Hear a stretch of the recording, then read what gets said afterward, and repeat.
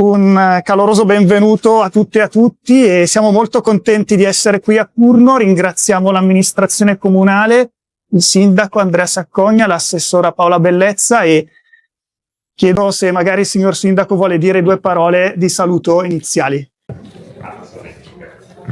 Grazie, no, giusto una parola, grazie mille Francesco. Siamo molto onorati e contenti di poter ospitare questa serata di Molte Fedi qui a Cuneo, è la prima volta per noi e è davvero un piacere perché insomma prima di tutto è sempre bello vedere tante persone nel nostro auditorium, ci fa piacere, gli auditorium sono fatti per questo tipo di eventi, per stare insieme, fare cultura insieme, quindi prima di tutto è bello vederlo così pieno e poi è bello far parte anche solo per una sera di una realtà come Molte Fedi che stimo tantissimo. Stasera vedendo 7-8 volontari che sono arrivati un'ora prima dello spettacolo per preparare, sono rimasto davvero sorpreso, insomma vedendo tante realtà associative e le difficoltà che abbiamo al giorno d'oggi a organizzare, a fare, è davvero un piacere vedere che ci siano realtà così operose che riescono a mettere insieme rassegne di questo livello e anche grazie soprattutto a tantissime persone che partecipano, quindi mi fa piacere vedervi così tanti numerosi. Penso sia insomma merito anche vostro se queste iniziative continuano a essere così ricche, quindi complimenti a tutti e grazie per essere qui e sono curiosissimo di sentire la testimonianza di Mattia perché devo dire che l'India, nonostante sia una realtà, almeno questa è la mia percezione, sia una realtà enorme del mondo, se ne parli un po' poco rispetto ad altre realtà. Faccio un esempio stupido, ci pensavo adesso, penso che se chiediamo a una persona in giro per strada qual è lo stato più popoloso al mondo, tanti direbbero distinto ancora la Cina, mentre da tanto tempo che è l'India. Questo ovviamente è una piccola così stupidaggine che mi è venuta in mente, però che fa capire quanto poco nella vita di tutti i giorni noi parliamo di questo immenso paese che è molto più di un paese, quindi sono qui per ascoltare insieme a voi, vi ringrazio di essere qui e Grazie.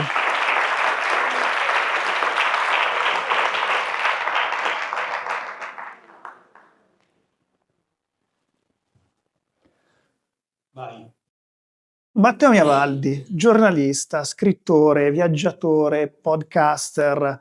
E questa sera partiamo un po' dal tuo ultimo libro, che è Un'altra idea dell'India, e partiamo forse proprio dal titolo, perché uno scrittore storico palestinese, facciamo un giro un po' largo per arrivarci, Edward Said e poi tutta la critica dell'orientalismo ci hanno insegnato, o forse per meglio dire avrebbero dovuto insegnarci, a mettere in discussione gli stereotipi e le lenti con cui guardiamo alle culture altre degli orienti al plurale, che guardiamo ancora in questo modo un po' esotico, in questo modo a volte fantasioso, che è anche, come dire, un occhiale, una serie di lenti che sfalsano la percezione e la comprensione della realtà. E l'India probabilmente rientra tra i paesi più penalizzati da questo modo di vedere, diciamo, orientalista ed esotico.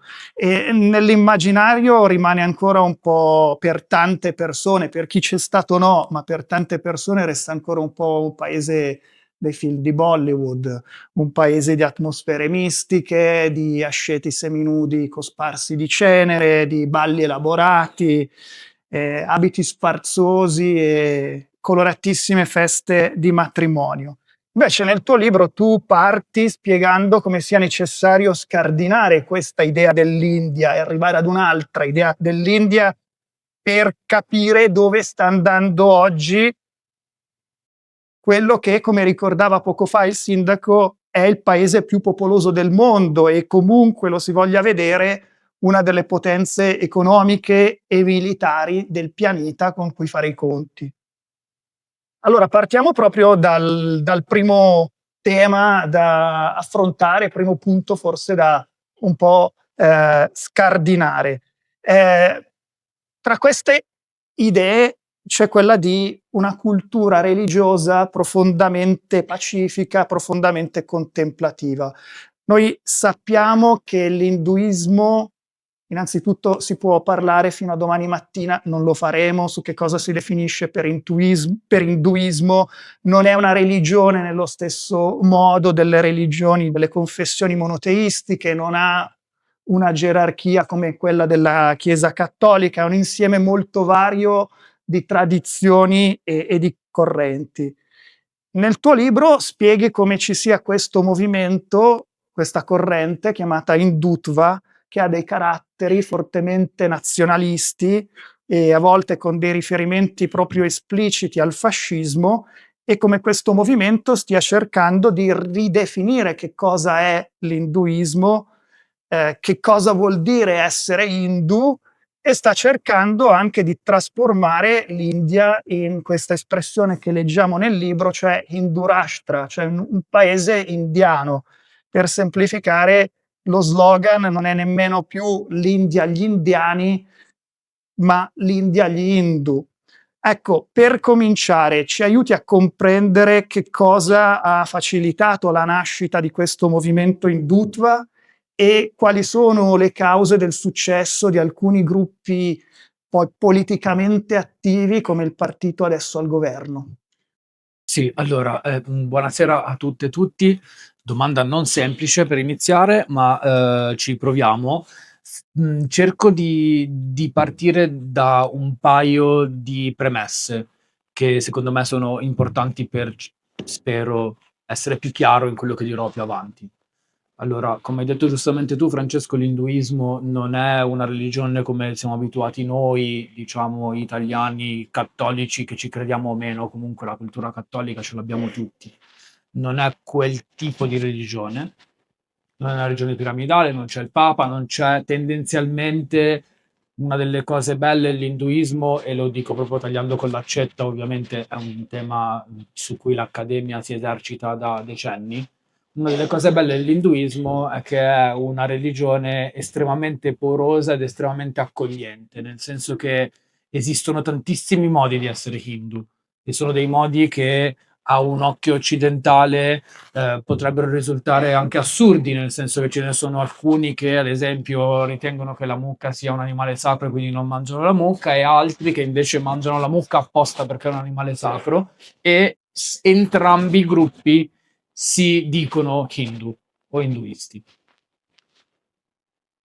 C'è una sfera religiosa che ha a che fare fino a un certo punto con il potere politico, con il potere temporale. Ci sono dei gruppi che si identificano come hindu, ma che esercitano il proprio essere hindu all'interno dell'agone politico.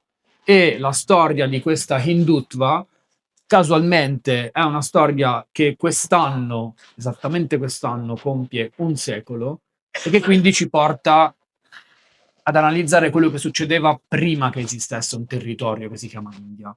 Perché negli anni {20} c'è stato un gruppo di ideologi, un gruppo di intellettuali, di pensatori, che in un momento della storia in cui l'India, quella che poi sarebbe diventata India, stava combattendo contro l'occupazione coloniale britannica, quindi stava cercando di raggiungere l'indipendenza, a un certo punto l'indipendenza, diciamo che era più o meno all'orizzonte. Quando era all'orizzonte, all'interno del territorio che poi avremmo chiamato India, c'erano vari gruppi che si candidavano a essere la classe dirigente che avrebbe poi dato forma e dato un nome a questa cosa nuova che poi dopo avrebbero chiamato India, o Repubblica Indiana, perché l'India è una federazione di stati. Questa cosa succede nel 47, l'India diventa indipendente nel 47, contestualmente lo diventa anche il Pakistan. Non andiamo lì a sviscerare del perché c'è stato il Pakistan o no, nel libro c'è una parte abbastanza leggera per capirlo, rimaniamo concentrati sull'India. Quando l'India diventa indipendente, una delle varie idee di che tipo di paese emerge e vince, ed è l'India che noi abbiamo imparato a conoscere in tutti questi decenni, cioè l'India che arriva dalla lotta non violenta del Mahatma Gandhi, l'India della classe dirigente del Congress, l'India di Nehru, che è stato molto vicino al Mahatma Gandhi e sarebbe poi diventato il primo ministro indiano. Quell'India lì si è data una forma e un'identità assolutamente inedita nella storia del mondo, nel senso che Quando questi sono diventati indipendenti, hanno deciso di fare una cosa che nessuno prima aveva fatto. Cioè, prendiamo un territorio con 60 lingue maggiori, centinaia di lingue minori, gente che vive dall'Himalaya ai tropici, gente che parla delle lingue completamente diverse, mangia delle cose completamente diverse, dove ci sono tutte le regioni del mondo che vengono osservate, e li mettiamo tutti dentro a uno Stato-nazione democratico. Diamo a tutte queste persone l'opportunità di votare e di decidere tutte insieme in che direzione vogliamo andare, mettendo come presupposto il fatto che noi, India, noi paese nuovo, diventeremo un grande paese proprio perché riusciremo a stare tutti insieme facendo leva sulla nostra diversità. La cosa bella dell'India, l'India diventerà forte proprio perché è in grado di stare tutti insieme, tutti diversi, tutti che si sentono indiani. Questa è l'idea che ha vinto ed è l'idea che l'India poi ha portato avanti le varie classi dirigenti che hanno governato per decenni.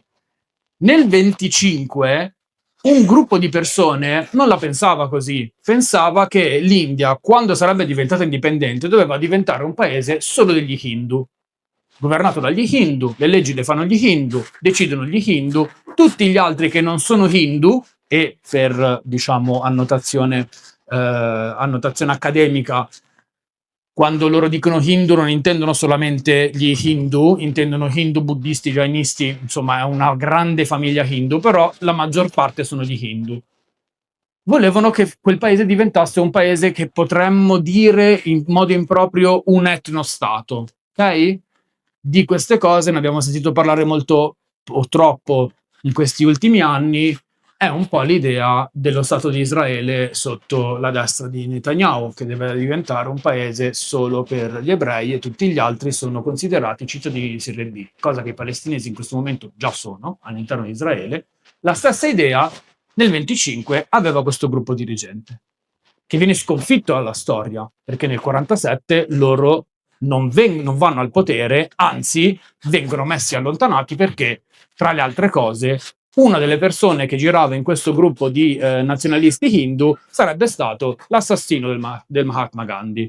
E quindi questo gruppo, che si chiama Rashtriya Swayamsevak Sangh, io utilizzerò la sigla RSS da qua in avanti, la RSS viene messa fuori legge 2 o 3 volte nella storia indiana, ma nonostante rimanga comunque fuori legge, continua a fare proseliti, continua a diffondere queste idee nella popolazione indiana, finché non arriviamo, e corriamo, nel 2014, quando si candida alla premiership dell'India un politico che in India conoscevano molto bene, le persone che ci vivevano fuori dall'India molto meno, si chiama Narendra Modi, e che contro ogni previsione stravince le elezioni del 2014 e viene eletto come primo ministro. È la prima volta che vince le elezioni, lo farà altre 2 volte. Tuttora Narendra Modi governa da quasi 12 anni consecutivi. Bene, Narendra Modi è un politico che è cresciuto all'interno di questo gruppo di Hindutva. Hindutva vuol dire induità, cioè che cosa vuol dire essere indiani. Per questo gruppo cosa vuol dire essere indiani? Vuol dire essere hindu, vuol dire essere hindu in un certo modo, e vuol dire che tutti gli altri che non sono questa cosa qua se ne devono andare da un'altra parte. Perché sta funzionando questo progetto? Perché questo è il progetto che in questo momento la classe dirigente indiana sta cercando di portare avanti. Non solo sta cercando di far diventare effettivamente l'India, come avevano promesso varie classi dirigenti nel passato, una superpotenza. E per certi versi, come dicevi tu prima, ce la sta facendo, nel senso che l'India è il primo paese al mondo per popolazione, è la 4ª economia del mondo e presto diventerà la 3ª, è uno degli eserciti più importanti del mondo. Negli ultimi anni stiamo vedendo che Narendra Modi inizia a vedersi molto di più nella comunità internazionale, stringe la mano di Trump, stringe la mano di Xi Jinping, stringe la mano di Putin, gli fanno le foto in questi grandi consessi internazionali dove l'India fino a qualche anno fa non c'era, cioè c'era ma non veniva fotografata. Questo già è indicativo. Quindi da un lato c'è grande crescita, dall'altra parte c'è dobbiamo diventare una cosa diversa. cioè non dobbiamo più essere il paese dove tutti possono stare insieme e che valorizza tutte le diversità, ma dobbiamo essere un paese degli Hindu, per gli Hindu, governato dagli Hindu, e tutti gli altri devono accettare di sottostare alla maggioranza. Su questo, e poi ti do la parola a Francesco, ci sono due cose importanti da dire subito, così dopo me le trovo già dette e non ci devo tornare. La prima è che è un progetto questo che non è solo politico, è un progetto culturale, cioè cambiare la testa delle persone che vive dentro l'India, e soprattutto è un progetto culturale che va a intaccare l'induismo, perché quello che dicevo prima, una delle cose particolari dell'induismo è che si può essere hindu in tantissimi modi diversi, non c'è nessuno che ti dice tu non sei hindu. Tu puoi esserlo in vari modi, ci sono centinaia di dei, centinaia di templi, centinaia di modi diversi di fare devozione. Ecco, queste persone che utilizzano in qualche modo la religione come uno strumento politico stanno cercando anche di intaccare l'identità di cosa vuol dire essere hindu. E questo significa che ci sono tantissime persone in India che sono d'accordo con questo progetto e ci sono tantissime persone hindu che non sono d'accordo con questo appiattimento culturale che questa classe dirigente sta cercando di portare avanti. E questo è uno dei grandi dissidi che in questo momento sta attraversando l'India. Vi do un dato: più o meno ci sono 1 miliardo di Hindu, ok? Sono 1,5 miliardi di persone che vivono in India, la stragrande maggioranza di Hindu vive in India, la stragrande maggioranza della popolazione indiana è Hindu. Quindi questo piccolo problemino che vi ho detto qua stasera è un problemino che si stanno vivendo 1 miliardo di persone. Noi tutti nel mondo siamo 8, direi che a livello statistico è un problema non indifferente. Non so se ti ho risposto. Sì, ti chiedo un pezzetto in aggiunta a quanto dicevi, perché parlavi di templi e uno degli avvenimenti che sono stati più importanti negli ultimi anni, mi pare, è stata questa, non so che parola si può utilizzare, consacrazione, Sì, forse non è un termine adeguato, ma insomma la costruzione e poi l'apertura di questo tempio ad Ayodhya. Ci puoi raccontare di che cosa si tratta, perché questo fatto è così importante, come mai su quel sito poi si sono costruiti tanti discorsi religiosi, ma soprattutto politici? Allora, questa è una storia molto molto importante e devo fare di nuovo un passo indietro proprio per restituire la portata di questa storia. Tra l'altro è una storia che si sviluppa principalmente tra la fine degli anni 80 e i primi anni 90, quindi in un mondo che non era quello di oggi con internet, AI, eccetera, ma era un mondo già digitalizzato in qualche modo, nel senso che le cose che vi racconto ora, se voi andate su YouTube e le cercate, ci sono i video delle cose che adesso vi dico. In parole povere, alla fine degli anni '80 il gruppo, diciamo, politico che emerge da questa Hindutva, da questa RSS, si chiama Bharatiya Janata Party, vuol dire partito nazionale hindu indiano, una cosa del genere. Comunque è il partito di Narendra Modi, che però all'epoca Narendra Modi aveva una quarantina d'anni. Quando viene fondato il partito alla fine degli anni '80 è un partitino minuscolo che non conta niente. Ci sono delle persone all'interno del partito a cui viene un'idea clamorosa, cioè noi dobbiamo in qualche modo fare qualcosa di eclatante che ci metta sulla cartina geografica dei partiti indiani, e si inventano questa storia. Loro dicono, analizzando uno dei poemi epici più importanti dell'induismo, cioè il Ramayana, dicono: nel Ramayana chiaramente è indicato che nella cittadina di Ayodhya, è una cittadina dell'Uttar Pradesh, lo stato più grande dell'India in alto, in mezzo in alto, c'era un grande tempio dedicato al dio Ram. Un grande tempio che, quando i musulmani sono arrivati nel territorio che oggi chiamiamo India, è stato distrutto dagli occupanti musulmani e al suo posto ci hanno costruito una moschea. Una moschea che effettivamente stava in piedi più o meno dal 1600. Cosa dicono questi che stanno cercando in qualche modo di promuovere questo nuovo partito? Dicono: adesso è arrivato il nostro momento degli Hindu, e quindi tutti gli Hindu di buona volontà cosa devono fare? Devono venire con noi andiamo ad Ayodhya, distruggiamo la moschea e ci ricostruiamo sopra il grande tempio di Ram che i musulmani prima nei secoli ci avevano distrutto.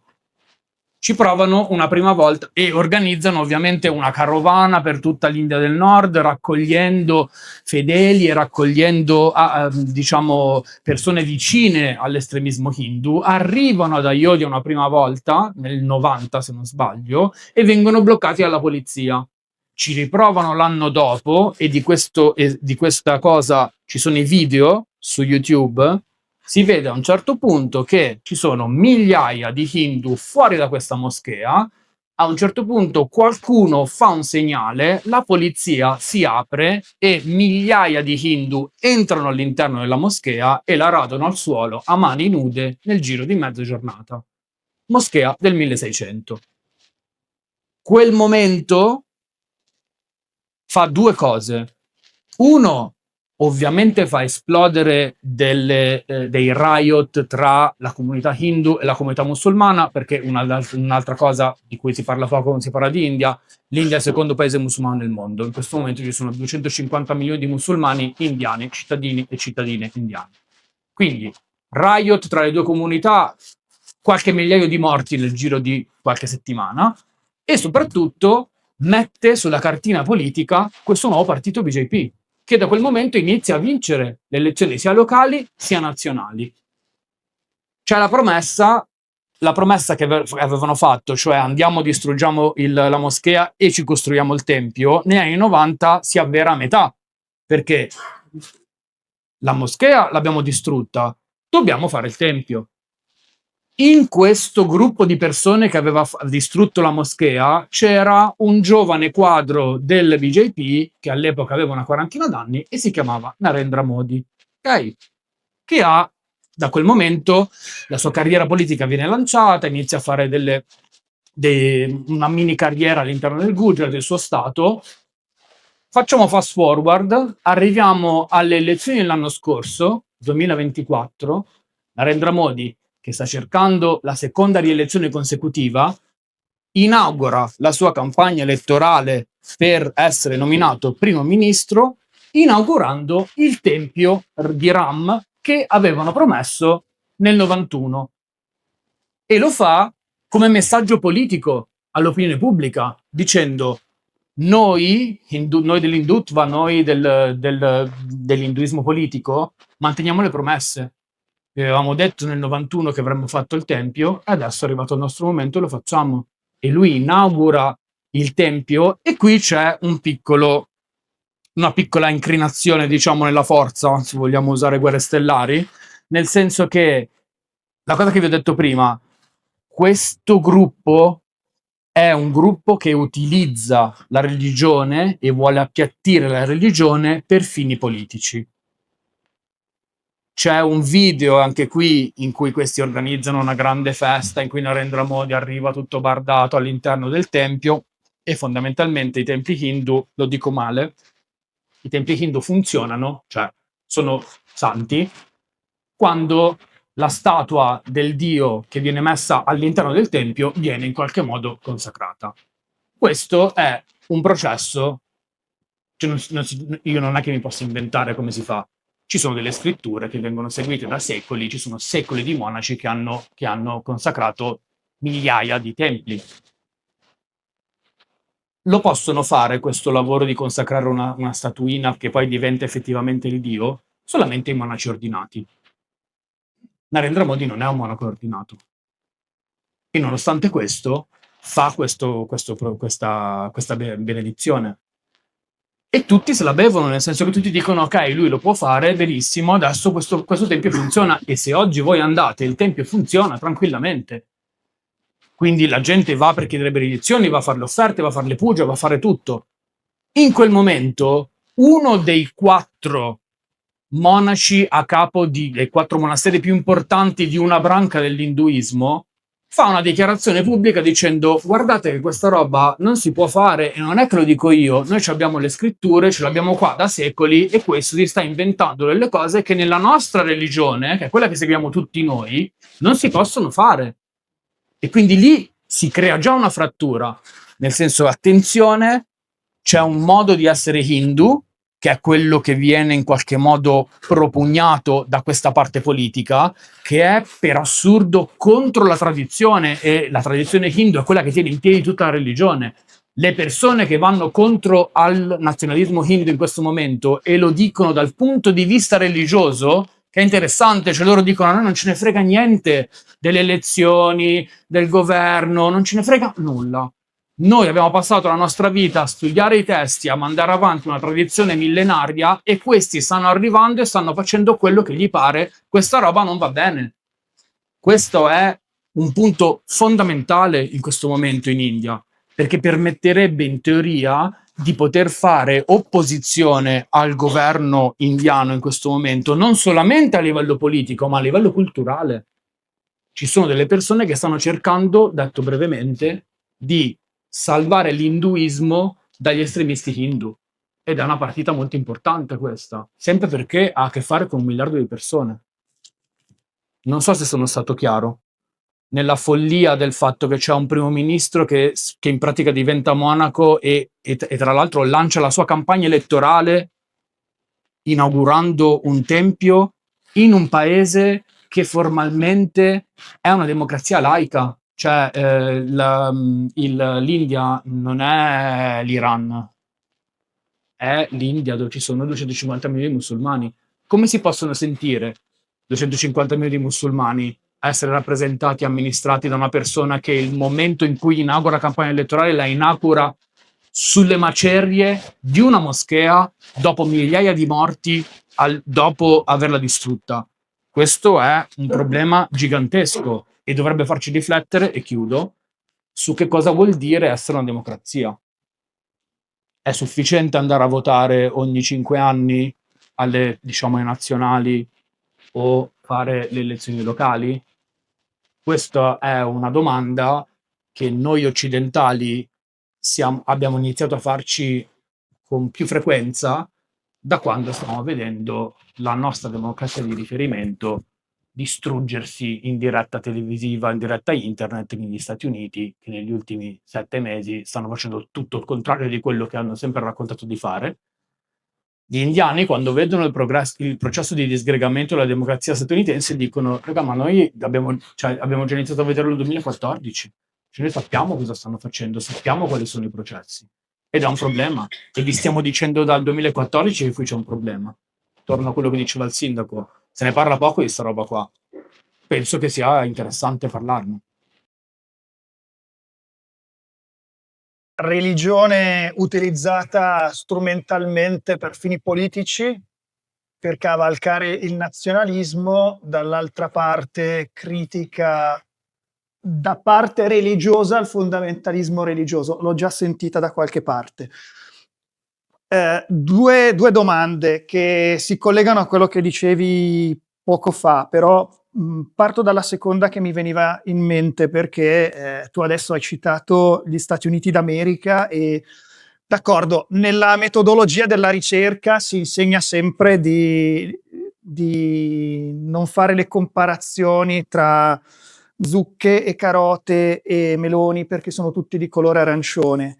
Però è difficile non avere la sensazione che ci siano tante somiglianze tra la parabola politica di Narendra Modi e la parabola politica di Donald Trump, compresi i modi con cui utilizzano la religione e compresi i discorsi che utilizzano sul tema dell'identità nazionale, la paura degli immigrati e in particolare la paura degli immigrati musulmani. Questa in parte forse hai già iniziato a rispondere, ma secondo te questa sensazione che ci sia una forte corrispondenza tra quello che accade negli Stati Uniti di Trump e nell'India di Modi è una sensazione di pelle o c'è qualcosa di più? No, ci sono ovviamente dei punti di contatto che sono abbastanza espliciti. Ci sono secondo me delle piccole differenze che rendono per assurdo il tutto molto più interessante. Sempre cercando di mantenere l'occhio sull'India e di trovare come parla l'India fuori da sé. Trump ha una retorica ovviamente anti-immigrati, anti-latinos, anti-musulmani, eccetera. Una certa retorica molto simile è in questo momento la retorica principale all'interno dell'India, con una grandissima differenza però. I musulmani indiani sono indiani, nel senso che è gente che è dal 47 che vive lì. Sono delle famiglie che sono musulmane e sono sul territorio che ad oggi chiamiamo India da secoli. Ed è molto difficile quindi andare da persone che sono di fede musulmana e dirgli tornate a casa tua quando quella è casa loro, tecnicamente casa loro, nel senso che ci sono secoli di antenati che sono sempre vissuti lì, perché i musulmani nel territorio che oggi chiamiamo India sono stati per secoli. E quindi qual è il diritto di tornate a casa tua? E infatti il discorso non era tornate a casa tua, quello che fa Modi, il discorso è questa non può essere casa tua perché questa è solo la casa degli Hindu. E quindi la metamorfosi non è solamente l'odio politico, è ridefinire il concetto di cosa vuol dire essere indiani. Questo è, secondo me, una differenza fondamentale. L'altra questione che invece è molto molto vicina tra Modi e Trump è l'interpretazione di che cosa vuol dire essere a capo di una democrazia. La democrazia tecnicamente è un'amministrazione del potere che viene fatta nel rispetto e nella tutela delle minoranze con dei meccanismi di balance interni, nel senso che il presidente non può fare come gli pare, c'è la Corte Suprema, ci sono altri organi interni, c'è la stampa, ad esempio, che non è, diciamo, scritta nella Costituzione, però comunque svolge un ruolo nelle democrazie.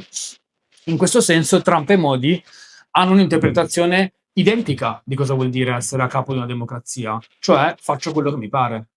E per fare quello che mi pare bisogna sminare tutti i meccanismi che permettevano a delle democrazie di funzionare proprio per evitare che una persona sola al potere possa fare quello che gli pare.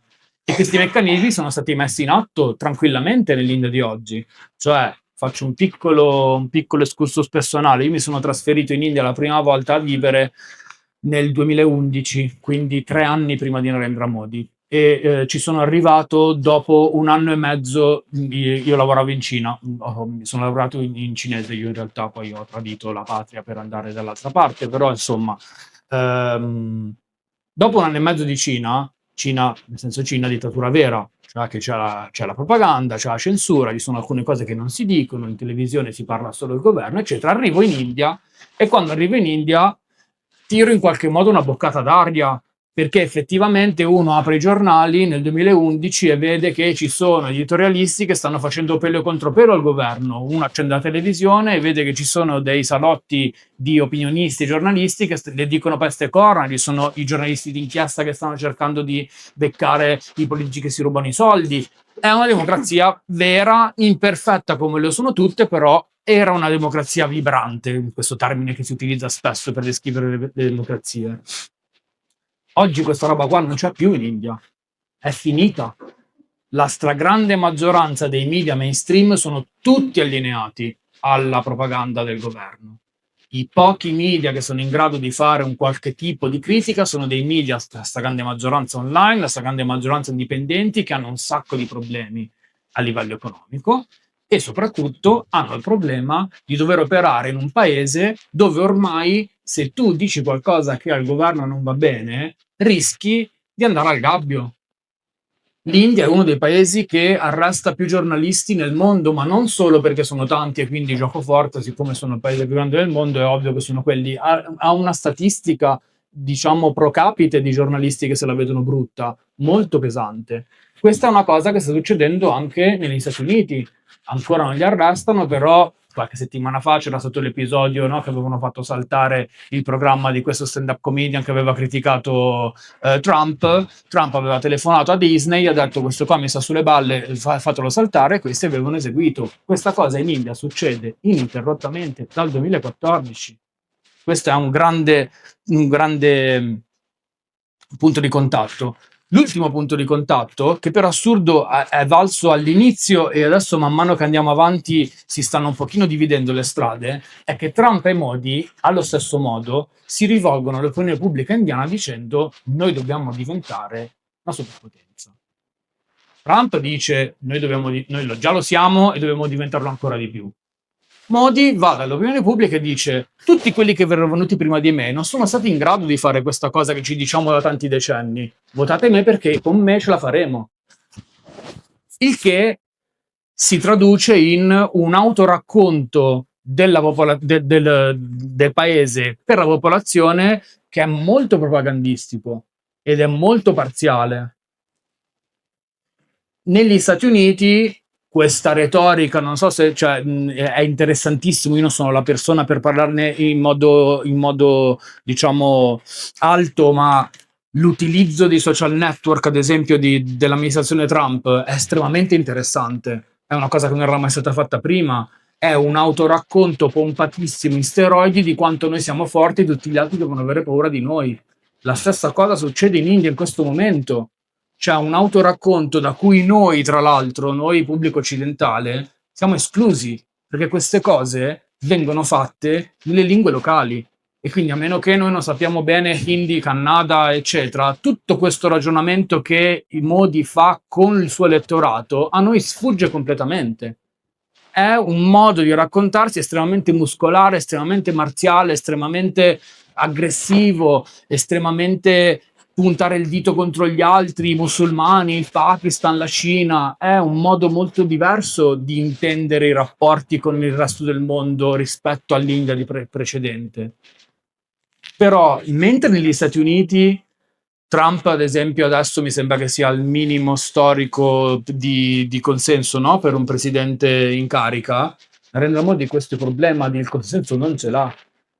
È amatissimo da gran parte delle persone che vive in India, evidentemente gran parte delle persone che alla fine lo vota.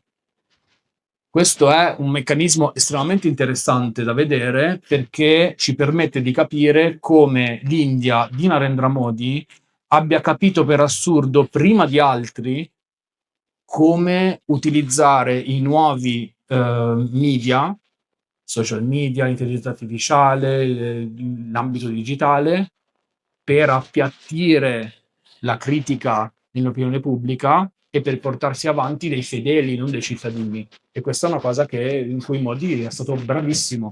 Ultima cosa, che è una grande differenza: Trump è imprevedibile e non ha una classe dirigente sotto di lui, secondo me. Questa è la mia analisi. Nel senso che Trump non arriva da una tradizione politica. Trump arriva da essere miliardario, arriva lì, dà soldi a tutti, si prende un po' di persone che gli dicono sempre sì. Dietro esiste un meccanismo di questi miliardari tipo Elon Musk, Peter Thiel, tutta questa gente che sono effettivamente, secondo me, quelli che stanno dando le carte in questo momento negli Stati Uniti. Però Trump non ha sotto di sé un organismo, una classe dirigente che porta avanti esattamente le idee che lui ha. Narendra Modi no. Narendra Modi noi dobbiamo pensare che è il punto di arrivo di una tradizione secolare nel senso di 100 anni. Sotto Narendra Modi ci sono centinaia, se non migliaia di quadri che la pensano esattamente come Narendra Modi, che implementano le cose che dice Narendra Modi in tutto il territorio e che sono pronti, quando Narendra Modi se ne andrà via, a prendere il suo posto. È un cambiamento storico, non è il matto che per caso viene eletto. È un cambiamento epocale quello che stiamo vedendo in questo momento in India, se lo vogliamo vedere.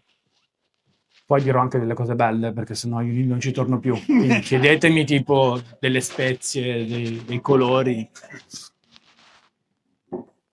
Vabbè, dopo parleremo di Diwali e altre cose più luminose. Insomma, ci hai raccontato adesso che dietro a Modi c'è quello che una volta si sarebbe chiamato l'apparato politico di un partito politico di massa. Rimaniamo, se vuoi, un attimo su questo tema del rapporto con gli Stati Uniti e in particolare con Donald Trump, perché per molti anni, mi pare, Narendra Modi e Donald Trump si sono rappresentati, tutto bene, come migliori amici, o forse Modi ha cercato di descrivere una relazione buona con Trump. E poi però poche settimane fa a Tianjin in Cina c'è stato questo vertice della Shanghai Cooperation Organization, che è questa organizzazione internazionale di cui fanno parte la Russia, la Cina e diversi stati asiatici. Non so se sono entrati poi anche l'Iran, altri paesi dell'Asia centrale. E quindi non esattamente una organizzazione di poco conto. E dopo anni in cui i rapporti tra India e Cina sono stati tesi, Modi è andato in Cina e si è fatto fotografare in questo vertice internazionale dove c'erano un po' tutti, c'era Vladimir Putin, c'era Xi Jinping perché ovviamente era il padrone di casa, c'era Kim Jong-un dalla Corea del Nord e una serie di altri personaggi politici dell'Asia che magari a noi sono poco noti, ma insomma hanno a livello regionale una influenza notevole.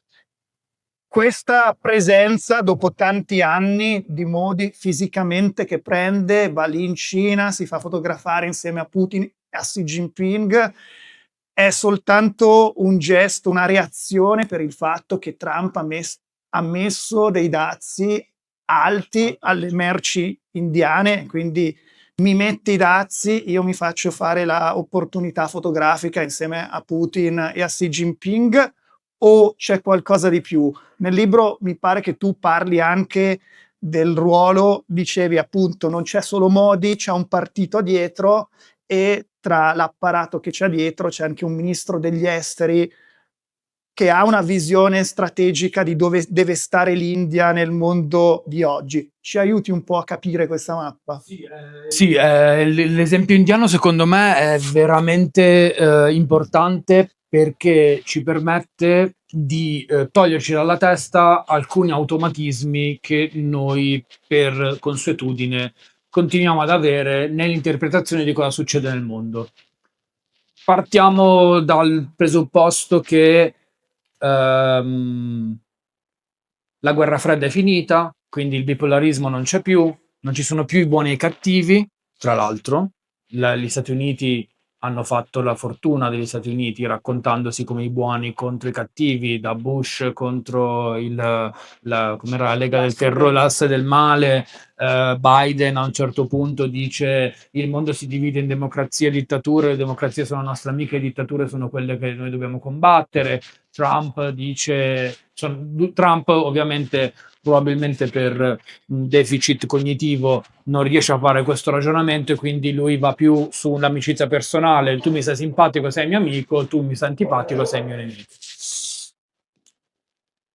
In realtà, se noi la guardiamo dal punto di vista asiatico e non cinese, mettiamola così, il mondo viene interpretato secondo un criterio di multipolarismo, cioè ci sono tanti territori nella Terra, ognuno di questi territori al proprio centro ha un paese che in qualche modo fa da supremazia all'interno di quel territorio, quello che detta un pochino di più le regole, quello un pochino più potente. Ce ne sono tanti. Faccio un esempio, la Turchia, per dire, che nessuno di noi penserebbe di dire come una potenza mondiale, in realtà la Turchia nel territorio in cui è esercita una grande influenza sulle questioni che si muovono intorno al territorio turco. I russi devono andare a parlare, cioè abbiamo visto in Turchia hanno cercato di fare più volte dei vertici per chiudere la guerra. Un altro paese, ad esempio, è l'Egitto, il Qatar, ce ne sono tanti di questi paesi. L'India vuole diventare uno di questi paesi, per certi versi lo è già, ma soprattutto si vuole tenere mano libera ad avere dei rapporti occasionalmente con i vari potentati in giro per il mondo. Quindi non esiste più le alleanze dure, non esiste più l'India è una democrazia, quindi sta con gli Stati Uniti e l'Europa e quindi è nel nostro campo contro di loro che sono gli avversari. L'India intrattiene rapporti politici, economici con tutti, perché la bussola per l'India è quella di diventare una superpotenza. Per diventare una superpotenza bisogna avere rapporti economici. Se lo vogliamo fare con i soldi americani, molto bene. Se gli americani non vogliono darci soldi, andiamo dalla Cina. Se la Cina non ci vuole dare i soldi, ce ne vuole dare un tot in meno, ne prendiamo un po' dalla Cina, un po' dal Brasile, ne prendiamo un po' da Cina, Brasile, un po' dall'Europa. Ma loro sono il centro. Giustamente loro si vedono come il centro di rapporti. Questo è un modo, diciamo, più realistico di vedere le cose dal punto di vista della geopolitica e che ci aiuta anche di più a capire il comportamento dell'India. Per quello io non credo in realtà che il fatto che Modi si sia fatto trovare a Tianjin a stringere le mani alla Cina, io me lo ricordo quando è successo, il giorno dopo hanno detto i due grandi, sui vari media mainstream, hanno detto i due grandi avversari di Asia adesso si sono coalizzati e quindi adesso cambierà tutto perché loro sono due loro insieme contro noi che siamo occidentali. Cioè, non è così. Tra l'altro, ancora peggio, i rapporti tra Cina e India formalmente erano tesi, ma hanno sempre intrattenuto rapporti economici molto molto vantaggiosi, ovviamente molto più vantaggiosi per la Cina perché ha più soldi e quindi tiene il coltello dalla parte del manico, però in India sono sempre arrivati soldi cinesi che andavano a finire dentro le start-up, andavano a finire dentro il digitale, andavano a finire dappertutto. Quindi questa inimicizia di l'India e l'anti-Cina noi ce lo dobbiamo sperare che diventi forte perché così almeno combatte a pugni contro la Cina. È una stupidata, è una roba da film di Hollywood. In realtà non funziona così. Il punto è che noi occidentali abbiamo in qualche modo, diciamo, quando dico noi occidentali intendo Unione Europea e Stati Uniti, a fasi alterne il Giappone, diciamo il blocco delle democrazie liberali, si è vissuto negli ultimi 20 anni un'avanzata della Cina estremamente minacciosa ed estremamente inquietante dal nostro punto di vista. Ci siamo resi conto che noi non avevamo gli strumenti per circoscrivere questa avanzata e ci siamo resi conto che abbiamo bisogno di qualcuno che ci aiuti a farlo. E in quel momento abbiamo identificato l'India come quel qualcuno che ci deve aiutare a farlo. Ed è per quello che abbiamo incoraggiato molto la crescita indiana, per quello che abbiamo cercato di fare investimenti, è per quello che abbiamo anche chiuso non un occhio ma due occhi su tutte le violazioni dei diritti umani, tutte le cose che l'India ha fatto e continua a fare, che non sono propriamente delle cose che fa una democrazia. In questo momento, con Trump, che è ovviamente totalmente imprevedibile, io, grazie a Dio, faccio il giornalista e quindi io mi limito a raccontare le cose il giorno dopo che sono successe, nella migliore delle ipotesi il giorno stesso. Ma se io fossi uno che deve pensare a una strategia di come comportarsi con gli Stati Uniti, sarei sotto psicofarmaci da mesi, perché è impossibile, impossibile. L'esempio che ha fatto Francesco prima era ottimo.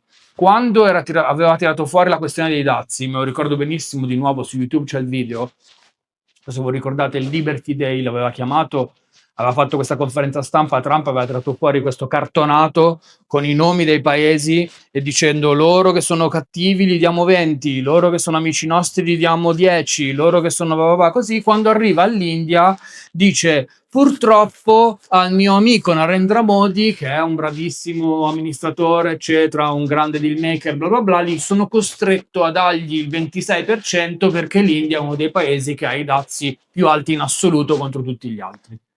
E ne parlava come amico. Poi dopo 2 settimane da 26 sono passate 24 perché siccome erano amici e lui quindi va fuori Trump dice loro sono amici miei, gli togliamo 2 punti e stiamo facendo delle tavole rotonde per fare un bel trattato di commercio con l'India che sicuramente sarà una cosa bellissima. Quando loro dicono che non lo vogliono fare il trattato secondo le regole che aveva dato Trump, loro diventano automaticamente i super nemici e quindi da 24 passiamo a 50. Tutto questo nel giro di 6 mesi, ok? Adesso, chi lo sa, cioè domani Trump potrebbe uscire e dire loro l'accordo l'abbiamo fatto, andiamo a zero. Domani potrebbe uscire e dire io faccio l'accordo con la Cina e l'India la voglio vedere in macerie. Non è, cioè, il punto è che in questo momento tutti e anche l'India devono sforzarsi di diversificare le proprie alleanze temporali e questo l'India è bravissima a farlo perché non si fa nessun problema. giustamente secondo me, spero che mi senta qualcuno all'ambasciata, giustamente secondo me lo fa, perché è interamente legittimo che l'India persegua i propri obiettivi al di là delle ambizioni o al di là delle squadre che vengono scelte fuori dal campo indiano. L'India deve diventare una superpotenza, ha le carte in regola per farlo, ci diventerà probabilmente in tempi più o meno brevi, lo farà comprando petrolio dalla Russia, come lo facciamo noi che abbiamo comprato petrolio dalla Russia per un sacco di tempo. Lo farà andando a stringere le mani di Xi Jinping, come noi andiamo a stringere le mani di Bin Salman in Arabia Saudita, che è un tizio che ha detto di prendere un giornalista, di farlo a pezzi, di chiuderlo in una valigia e portarlo fuori all'ambasciata saudita in Turchia. Cioè, non sono molto diversi da noi. E questo ci dovrebbe da un lato preoccupare per noi e dall'altro rincuorare, nel senso che siamo tutti sulla stessa barca. Quindi meno puntare il dito e più cercare di capire cosa sta succedendo. Questa rincorsa dei numeri sembrava, se mi permetti la battuta, no? Un po' tipo ok, il prezzo è giusto, quando giravano la ruota e non si capisce mai quello che esce. Ma per cercare di tornare nel piano della serietà, abbiamo anche poi visto a Sharm el-Sheikh recentemente invece il primo ministro del Pakistan, che invece cercava di blandire molto il presidente degli Stati Uniti, addirittura tirando di nuovo in ballo la questione del premio Nobel. E dall'altra parte, come tu dicevi, l'India guarda un po' a 360 gradi, riesce a essere allo stesso tempo ad avere relazioni buone con Israele, relazioni buone con l'Iran, che è una forma di equilibrismo abbastanza... Ti devo vedere una cosa che Vai. potrebbe aiutarci. Proviamo, secondo me il modo migliore di farlo è cercare di guardare le cose dal punto di vista indiano. Ok? Io sono l'India, sono uno dei paesi più giovani del mondo, metà media intorno a 29 anni. Sono il paese tra le economie maggiori che cresce di più in assoluto a livello di PIL. Sono un paese che sta cercando in qualche modo di attrarre investimenti, tutti stanno cercando in qualche modo di tirar fuori qualcosa di buono da questa crescita indiana. L'Unione Europea è anni che ha una tavola rotonda con l'amministrazione indiana per cercare di tirar fuori un accordo di libero scambio che possa far partire l'economia indiana e anche la nostra, perché noi abbiamo bisogno di questo nuovo mercato per andare a vendere le nostre cose, mentre noi europei siamo un territorio vecchio dove si consuma meno. Lì c'è un mercato da far esplodere. Cioè, se io sono questa cosa qua, io India, tutti mi vogliono, tutti mi cercano, io faccio come voglio.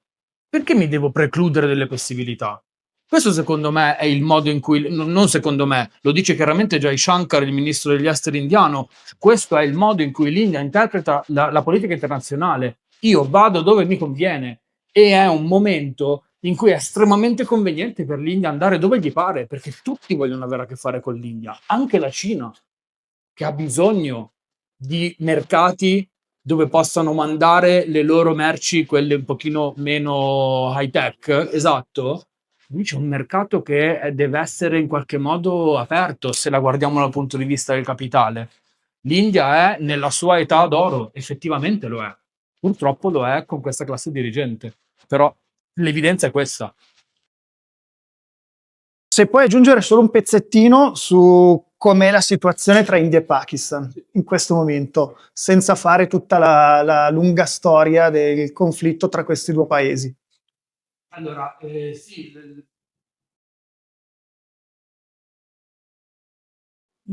l'ultimo scontro che hanno avuto, se non sbaglio, cos'è? L'anno scorso era un gruppo di terroristi, si dice pakistani perché non li hanno mai trovati, entra in territorio, in Kashmir, che è un territorio che l'India sostiene essere il suo.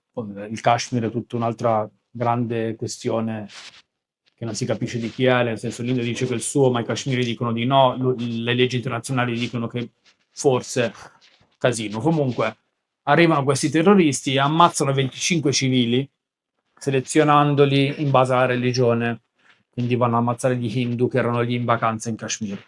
Il giorno dopo l'amministrazione indiana dice questi ce li ha mandati il Pakistan. Lo stesso giorno il Pakistan dice noi non c'entriamo niente con questi. Ovviamente lo dice perché lo deve dire, esiste una lunga storia di terrorismo, diciamo, incoraggiato dall'amministrazione pakistana con soldi, con servizi segreti di mezzo, però sempre dicendo noi non c'entriamo niente. Fatto sta che Pakistan dice noi non c'entriamo, l'India dice siete stati voi, dopo 3 settimane l'India bombarda all'interno del territorio pakistano una serie di obiettivi che l'India sostiene essere dei campi di addestramento di terroristi, di sedi, di cellule terroristiche.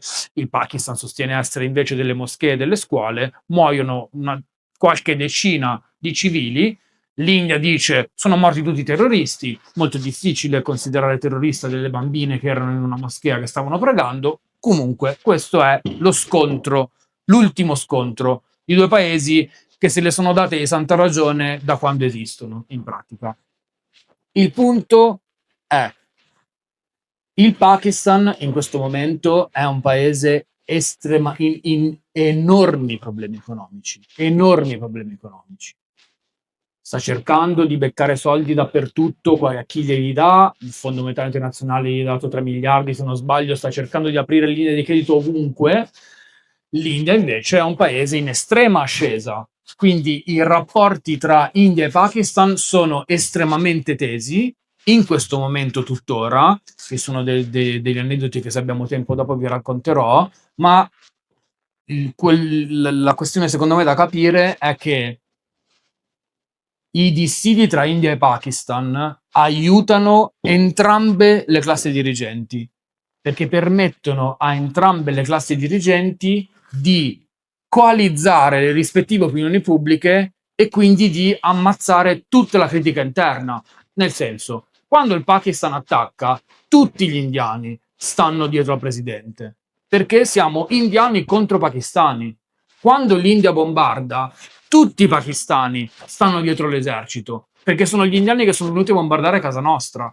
Questo è estremamente importante per mantenere in qualche modo il controllo sull'opinione pubblica e continuare a fare quello che entrambe le classi dirigenti stanno facendo, cioè si stanno facendo largamente, soprattutto il Pakistan sta facendo gli affari suoi, c'è l'esercito che in realtà sono loro che comandano, non è il governo. Il punto è che la disparità di forze ormai è talmente grande che l'India non, cioè, se lo calcola il Pakistan, ma fino a un certo punto, cioè, loro sono su altri tavoli e fa molta tenerezza ovviamente il primo ministro pakistano quando va in questi consessi internazionali a fare il leccapiedi di Trump sperando di entrare nelle grazie di Trump e che quindi gli scuccia un po' di soldi e che quindi lo aiuti per il proprio paese. Quello è un modo ovviamente emergenziale di gestire la politica internazionale. Narendra Modi se ne frega, secondo me, a livello vero, a livello reale del problema Pakistan, che in realtà il problema Pakistan è un problema che si potrebbe risolvere, nel senso che si potrebbe trovare un modo per sedersi attorno a un tavolo e decidere le cose che non vanno. Sono delle questioni prettamente territoriali al confine. Nessuna delle due parti ha alcun interesse a farlo perché il fatto di mantenere il nemico dall'altra parte giustifica tutta una serie di misure emergenziali, soldi all'esercito, ci battiamo il petto quando bombardiamo in Pakistan per far vedere avete visto come siamo forti, l'abbiamo fatta pagare ai pakistani. Tutta questa roba vale molto di più nell'ottica delle due classi dirigenti che effettivamente risolvere il problema. Quindi questo è un po', secondo me, il quadro.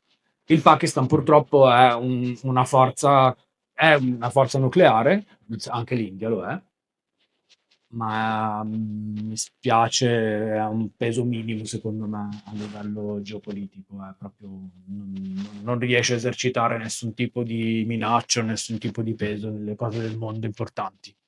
L'India invece sì, non così tanto come racconta, ma sempre di più. Tra le tante idee dell'India, per tornare al titolo del tuo libro, c'è anche quella di un paese sostanzialmente arretrato e inerte, e ci sono probabilmente pezzi ancora di India che lo sono, però questa è un'immagine molto inadeguata per descrivere un paese in cui ci sono anche tecnologie informatiche innovative, in cui c'è molto investimento anche in alta tecnologia e in cui esistono sviluppi che sono allo stesso tempo affascinanti e preoccupanti, come quello di un database biometrico che si chiama Aadhaar, se l'ho pronunciato giusto, e che da una parte offre delle prospettive di efficienza dei servizi pubblici, dall'altra parte rischia di diventare il più esteso sistema di sorveglianza digitale al mondo. Ce ne puoi parlare? Sì. Non so se ne parlerò in modo super dettagliato, nel libro è spiegato molto meglio. Faccio molto velocemente la storia di come si è arrivato a questo sistema che è... Partiamo dalla fine. Pensate che l'India in questo momento ha a disposizione un sistema digitale di controllo di proprietà del governo che è in grado di monitorare le attività di tutta la popolazione indiana, più tutti i residenti che ci sono, quindi non indiani, che ci sono registrati a questo sistema che si chiama Aadhaar. Come fa? Lo fa avendo messo in piedi sostanzialmente un surrogato di carta d'identità che era stato distribuito a livello volontario e gratuito dal governo. Nel senso, il governo andava dalle persone qualche anno fa e diceva: avete presente quando voi che siete, diciamo, che avete diritto a ricevere alcuni benefici del welfare indiano, che dovete fare la fila, che vi dovete fare un sacco di carte, che dovete rompervi e andare da un villaggio fino ad andare alla città di riferimento, tutto quel tempo che avete perso, noi che spendiamo un sacco di soldi per arrivare a tutti voi, questa cosa la possiamo fare molto meglio se facciamo tutto in digitale. E quindi io vengo da te, tu mi dai, tu cittadino indiano, tu cittadina indiana, mi dai lo scan dell'iride, lo scan della tua faccia, l'impronta digitale, io in cambio ti do un codice di 12 cifre, se non sbaglio, si chiama Aadhaar.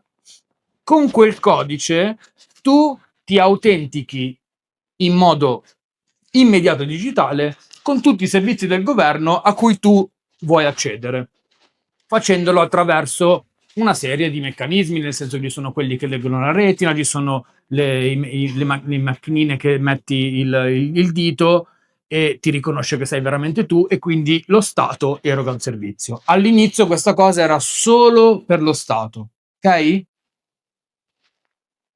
Tempo pochi mesi, il sistema di autenticazione, cioè il meccanismo secondo cui lo Stato riconosce che tu sei veramente tu e quindi tu hai diritto a quelle cose, viene esteso anche ai privati.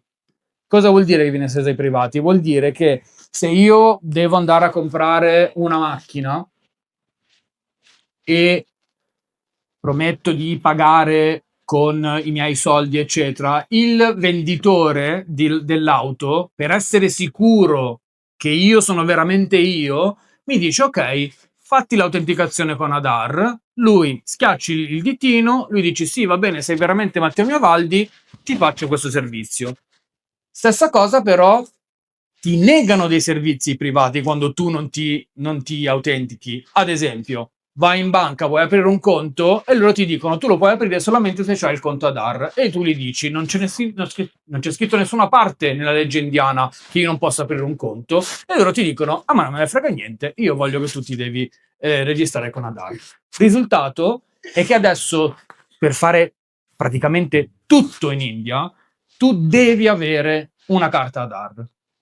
Ogni volta che tu ti autentichi con Aadhaar, ogni volta che tu in qualche modo interagisci con il database attraverso la tua carta Aadhaar, lasci un piccolo segnale che il governo mette all'interno del grande cassetto che loro hanno nel loro database con scritto Matteo Miavaldi.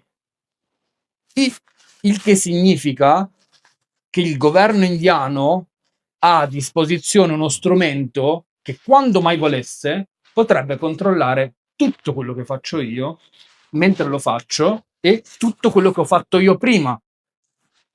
Strumento molto utile, ad esempio, se uno deve andare a beccare le tasse che non sono state pagate, cosa che mi hanno raccontato e stanno cercando di fare in modo molto più sistematico. Strumento molto utile per andare, messo nelle mani di un governo che ha, diciamo, una gestione della democrazia abbastanza ondivaga, strumento molto utile per prendersela con le persone che non sono alla tua parte o che ti stanno criticando. Perché tutto questo sistema, ad esempio, una delle varie utilità, è collegato alle telecamere della polizia. L'India è il paese con più telecamere collegate al sistema, a un sistema, a un sistema digitale di controllo del mondo, ma non perché sono i più grandi, perché l'India è il paese con più telecamere pro capite installate in tutto il mondo, esclusa la Cina perché la Cina non abbiamo i dati. Questo è quello che sta succedendo in questo momento. L'India ha messo in piedi un sistema digitale di controllo estremamente sofisticato che non solo sta testando su 1,5 miliardi di persone, ma sta mettendo a disposizione per tutti i governi che volessero mai implementarlo anche a casa loro. Nel libro c'è una parte in cui faccio l'elenco dei governi che sono interessati a implementare questo sistema a casa loro e l'elenco è abbastanza significativo. Non sono esattamente dei campioni di diritti umani o di democrazia. Quindi questo è un altro aspetto abbastanza interessante e inquietante allo stesso momento della democrazia più grande del mondo, che per certi versi ancora vive in sacche di povertà e sta cercando di migliorare la condizione di tante persone, ma dall'altra ha messo a punto un sistema molto molto sofisticato, con la forza di poterlo testare su tutte queste persone. Altro tema è tutti questi dati, chi li usa? Sono tecnicamente di proprietà del governo. Che cosa ci fa il governo con tutti questi dati? Per anni questo sistema è andato avanti in assenza, in India, di una legge che tutela la privacy dei consumatori. Perché tecnicamente magari è una cosa che possiamo fare anche noi qua in Italia, nel senso che io pago con la carta di credito e io lascio anch'io un metadata da qualche parte, solamente che in Italia e in Europa c'è una legge che in pratica impedisce al governo di andare a vedere le cose mie, che è la mia privacy. In India questa legge non c'era.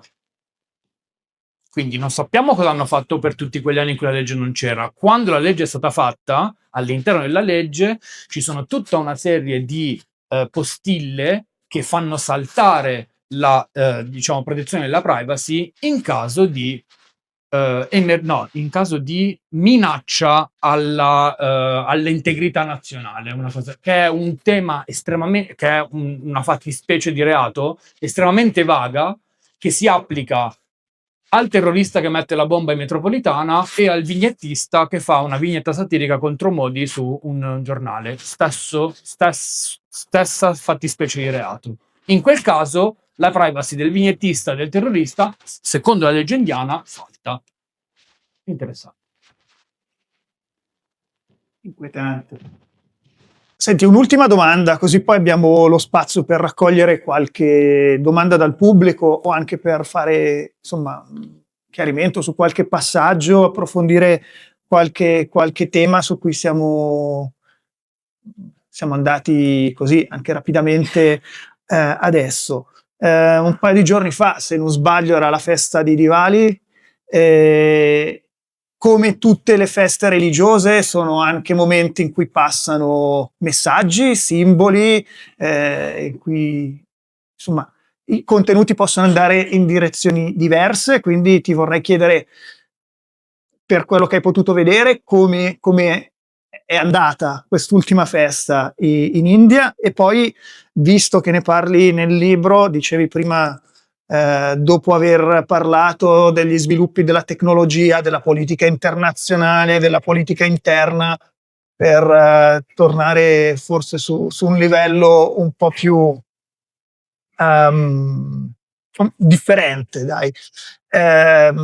la nostra, tra virgolette, idea dell'India è anche un'idea che passa per quei concetti che forse non afferriamo nella loro completezza, l'Ayurveda, lo yoga. Ecco, che cosa ci manca di capire rispetto a questi concetti e anche lì in quali direzioni possono essere portati? Sì, rispondo prima a quest'ultima e poi dopo, se ho tempo, parlo di quella cosa del Diwali diciamo è un aneddotino che ho osservato in questi giorni, che però ha più senso, diciamo, secondo me messo dopo. Allora, io nel libro a un certo punto cioè uno dei fili, non racconto troppo il libro, se no non lo prendete, però vi dico semplicemente una cosa che diciamo che ho cercato di utilizzare come filo rosso che collega i vari temi che affronto nel libro. Una cosa che mi ha sempre molto molto interessato è diciamo, lo storytelling dei paesi, come si raccontano agli altri, che è fondamentalmente da dove arriva la nostra idea dei paesi, no? In India lo storytelling è stato fatto dall'inizio, dal 47, perché quando sono diventati un paese indipendente dovevano fare due cose molto importanti. La prima era quella di cercare di spiegare alle persone che in India ci vivevano dentro che cos'era questa nuova cosa che si chiamava India, che tipo di paese siamo, cosa siamo, la nostra identità. La seconda era quella di raccontare la stessa cosa a chi stava fuori. Cioè, chi sono questi nuovi indiani che sono arrivati, che non sono più coloni, cioè non sono più un popolo colonizzato, ma sono un popolo da solo? E all'epoca lo strumento che lo storytelling indiano ha utilizzato è stato quello del Mahatma Gandhi, ovviamente. Ha raccontato Mahatma Gandhi, la parabola del Mahatma Gandhi è servita a raccontare agli indiani che si sono ritrovati a far parte di questo paese chiamato India chi siamo noi. E chi siamo noi? Siamo un paese che è diventato indipendente utilizzato la non violenza, siamo un paese che vuole cercare di accogliere tutti, siamo un paese che rifiuta la violenza, siamo un paese speciale, siamo un paese che ha un rapporto particolare con la spiritualità. E questa è una cosa che ha funzionato, perché ha funzionato effettivamente come collante. Se uno ci pensa con gli occhi della storia, è abbastanza un miracolo che dal 47 a oggi un paese così diverso al proprio interno sia riuscito a stare insieme, nonostante tutto. Stessa cosa hanno fatto fuori. L'India non è un paese minaccioso, l'India è un paese di buoni, l'India è un paese che è riuscito ad affrancarsi al colonialismo senza sparare. Questo è quello che ci hanno raccontato. Ovviamente non è vero, nel senso che in India, mentre c'era Mahatma Gandhi, c'era fior di bombaroli, c'era fior di gente che andava a ammazzare gli inglesi occupanti. Però quella è l'idea che aveva cercato in qualche modo di propagare a noi, e ha funzionato, perché noi tutt'oggi pensiamo che l'India sia un paese con un rapporto particolare con la spiritualità e col pacifismo. Tutt'oggi noi immaginiamo che il pensiero di Gandhi sia molto molto diffuso in India. Tutt'oggi noi cerchiamo di andare in India con in testa il fatto di andare in un paese dove c'è la spiritualità, dove si può ragionare su delle cose che sono molto diverse da quelle da dove veniamo noi. Andiamo a cercare noi stessi in India, termine orribile, ma che è quello che ha fatto la fortuna dell'India negli ultimi decenni. Non è mai stata così l'India, è stata quella cosa lì, ma ce ne sono state tante altre. Oggi ancora l'India utilizza lo storytelling per raccontarsi. E mentre fa tutte queste cose che vi ho raccontato, che non sono delle cose per cui una democrazia dovrebbe andare in qualche modo orgogliosa, il centro dello storytelling è lo yoga. Narendra Modi individua giustamente nello yoga lo strumento attraverso il quale raccontare che tipo di paese è l'India oggi. E lo fa avendo richiesto all'ONU di fondare la giornata internazionale dello yoga, che noi tutti festeggiamo, chi fa yoga. Esiste quella giornata perché Modi è andato dall'ONU a dire facciamo la giornata, e l'ONU gli ha detto sì. Da quel momento ogni volta, ogni giornata internazionale dello yoga, Modi ha un palcoscenico internazionale in cui può giustamente raccontare dal suo punto di vista e dire: noi siamo il paese che ha inventato lo yoga, noi siamo il paese che ha regalato lo yoga al mondo, io sono un primo ministro che fa yoga tutti i giorni, E se tutti noi facessimo yoga come lo faccio io e come lo facciamo noi indiani, sicuramente il mondo sarebbe un paese migliore, dove tutti saremmo in pace, dove tutti staremmo con gli uccellini e saremmo tutti felici. Questa cosa la racconta e tante persone ci credono, perché giustamente il nostro interesse viene calamitato attraverso, no? verso l'India per quella cosa lì. Sono tante persone che vanno in India e vanno in India sapendo che vogliono quell'India lì. Vanno nell'ashram, vanno a fare yoga, vanno nei templi, e tutte queste cose che vi ho raccontato sfuggono ovviamente alla visione di una persona che va lì per quel motivo. Quindi in questo senso, e l'Ayurveda, quindi la medicina alternativa, tutte queste cose che ovviamente passate alla lente della scienza sono complicate, ma che comunque a noi occidentali piacciono. Ecco, questo è il punto. Perché Modi ha scelto questa cosa? Perché l'India ci conosce benissimo noi, sa benissimo quello che noi ci aspettiamo dall'India e ci dà quello che vogliamo noi, mentre fa gli affari suoi. Questo modo di raccontarsi si sviluppa nelle lingue che noi capiamo. Lo fanno in inglese, lo fanno in italiano, se avete visto, mo c'era Diwali, c'è un'India pop che ci viene raccontata e c'è un'India invece molto più complicata, molto più violenta, piena di contrasti, dove esiste la politica, dove esistono i dissidi interni, dove esistono pogrom contro i musulmani, che viaggia in lingue e in posti che non sono fatti per noi. Per capire meglio tutta la complessità del paese, conviene trovare un modo di guardare anche quella cosa lì. Io non dico che l'India non sia quella cosa della spiritualità, dello yoga, eccetera. Esiste, se uno vuole andare a vedere, esiste, ma non è l'interezza dell'India. Per cercare di capirla bisogna fare uno sforzo di non andare a cercare solo quello che vogliamo, ma di andare a essere pronti a ricevere quello che non sappiamo che c'è. E secondo me ci sono delle cose molto belle che possono venire fuori dall'India, altre che sono inquietanti, ma che ci permettono in qualche modo di avere una visione un pochino più realistica del paese più grande del mondo. Questa è la prima parte. La questione del Diwali è interessante perché il Diwali fondamentalmente è, lo dico male, il corrispettivo indiano del Natale, nel senso che è la festa del consumo, tutti vanno a comprarsi i regali, è una festa che si passa in famiglia, è una festa in teoria hindu, ma che nella tradizione era una festa che veniva aperta a tutti. Ho trovato molto interessante quest'anno che l'amministrazione indiana abbia inviato alle mail di chiunque avesse mai fatto una registrazione per fare qualsiasi cosa in India, da prenotare un treno o, non lo so, ti iscrivi a un sito, vuoi, non so, ti iscrivi alla mail dell'ashram governativo, quello che ti pare, quindi una email di servizio. In quel momento, al giorno di Diwali, il governo indiano ti manda gli auguri di Diwali, firmati da Narendra Modi.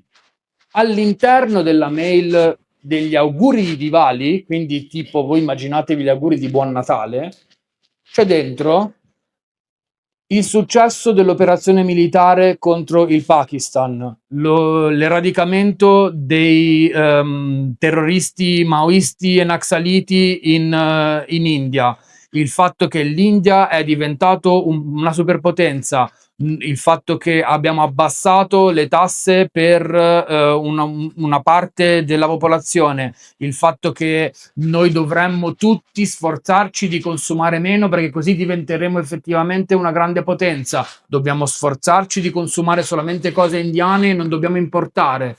È diventato, attraverso la lente del governo, l'occasione del Diwali è diventato un momento per fare propaganda. È una cosa che io in tutti gli anni in cui ho frequentato l'India, io me ne occupo da 15 e ci ho vissuto 7, non l'ho mai vista una roba del genere.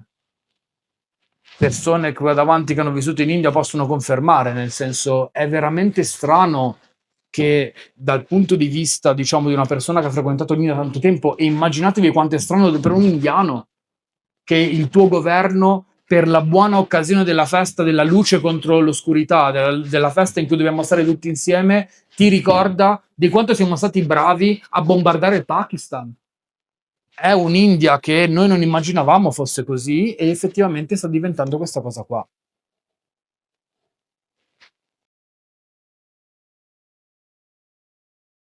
Penso che abbiamo il tempo per un paio di domande, se ci sono da...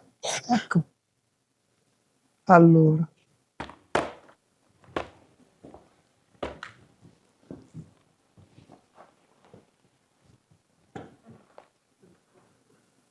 Ciao Matteo, volevo chiederti una breve panoramica sui rapporti tra India e Israele e popolo indiano e Israele. Questo un po' collegandomi anche all'ultima cosa che hai detto, no? Che questo yoga washing da parte un po' dell'India, ma in realtà più dell'Occidente.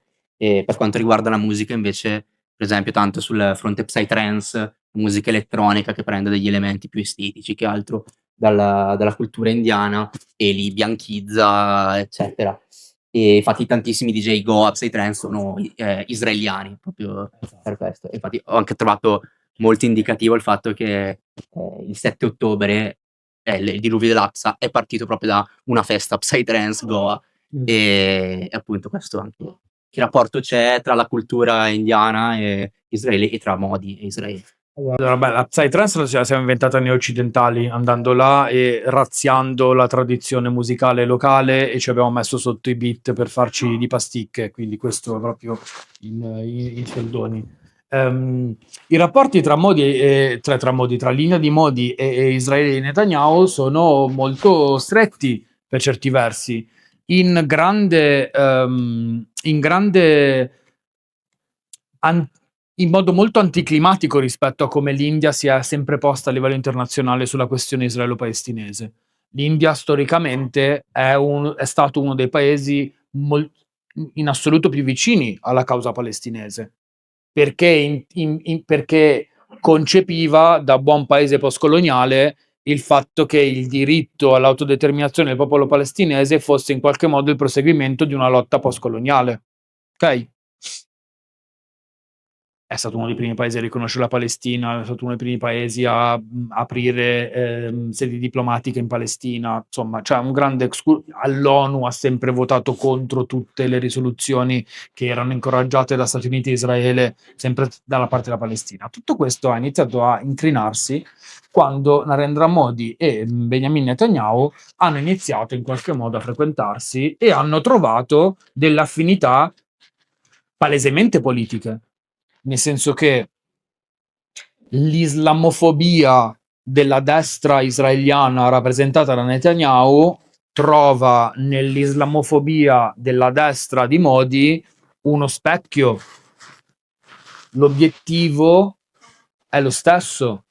Da un lato c'è la repressione del popolo palestinese, dall'altro, dal punto di vista indiano, c'è la repressione in generale della minoranza musulmana, in particolare nell'esercizio della violenza nel territorio del Kashmir, che è l'unico territorio a maggioranza musulmana. Non posso iniziare ora a parlare di Kashmir perché sennò rimaniamo qua fino a domani mattina, però il tema è che hanno molte cose in comune, sia a livello, diciamo, politico e anche a livello commerciale. India e Israele commerciano in armi in modo enorme, soprattutto da quando Narendra Modi e Benjamin Netanyahu governano, diciamo, in tandem nei rispettivi paesi. Le commesse militari indiane in Israele sono aumentate in modo esponenziale, i rapporti tra Israele e India sono molto migliorati a livello istituzionale. Ti faccio un esempio che secondo me è estremamente indicativo di due cose: uno di quanto sono vicini Israele e India, e uno di quanto l'India se ne freghi, per il discorso che facevo prima, di fare delle cose che potrebbero essere viste in modo brutto dall'opinione pubblica internazionale. Poco dopo il 7 ottobre il governo israeliano vieta ai manovali che arrivavano dall'interno di Gaza o dalla Palestina, dai territori occupati e che lavoravano all'interno di Israele di venire a lavorare nei cantieri. Ok? sono ovviamente, stiamo parlando di decine di migliaia di persone che da un giorno all'altro gli imprenditori israeliani non hanno più a disposizione perché questi non possono più entrare perché noi crediamo che siano tutti dei terroristi. Serve una forza lavoro che sostituisca queste persone. Israele e India firmano un accordo per cui dall'India, attraverso un processo di selezione che viene incoraggiato e organizzato da Israele, nel senso che Israele manda in India dei selezionatori, questi fanno i colloqui e prendono la gente dall'India a sostituire i lavoratori palestinesi che sono stati... E questa cosa qua è tranquilla in India, non c'è nessun problema a livello, diciamo, di opinione pubblica. Cosa che ovviamente dal nostro punto di vista sarebbe stata molto più problematica, perché tu fondamentalmente stai dando forza lavoro a uno stato genocidiario con tutti gli annessi e connessi. Questo problema l'India non se lo fa.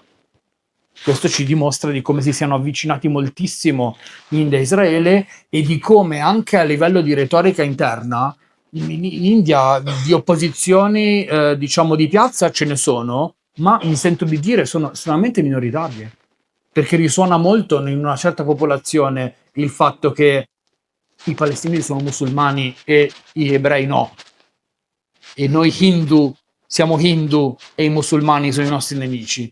Questa roba funziona.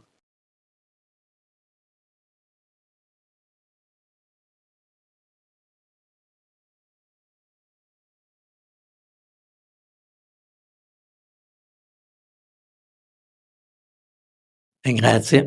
Avevo 2 domande da fare. Il successo di un premier e di una forza politica a volte, come è capitato anche da noi, è legato anche agli errori di quelli che son venuti prima. E vorrei avere un quadro di quali sono stati gli errori che chi è venuto prima, quindi la famiglia Gandhi e comunque il loro partito ha fatto per poi arrivare a questa situazione.